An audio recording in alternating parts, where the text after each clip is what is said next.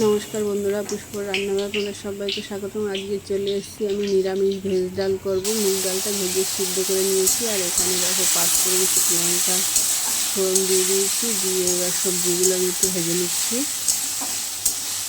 সবজিগুলো একটু ভাজা ভাজা হয়ে গেলে আমি এখানে মশলা দেবো। টমেটো, জিরে গুঁড়ো, লঙ্কার গুঁড়ো, একটু আদা থেতো, একদম শর্টকাটে রান্না। চলো মশলাগুলো বেশ ভালো করে আমি ভেজে নিলাম সবজিগুলো। এবার একে একে আমি টমেটো কুচি দিয়ে দিলাম।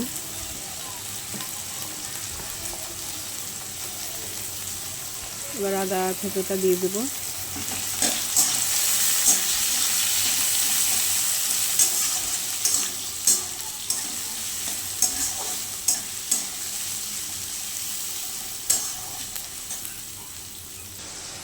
এবার মশলাটা দিয়ে একটু হালকা জল দিয়ে দিয়েছি।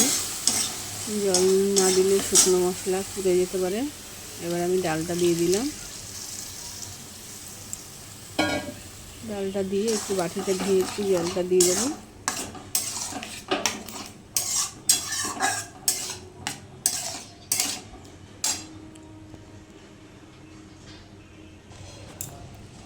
জলটা দিয়ে বেশ ভালো করে ফুটিয়ে নেবো বন্ধুরা।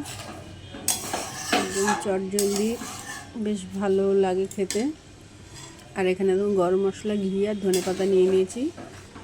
আমার ডালটা হয়ে গেলে আমি এটা মিক্সড করে দেবো।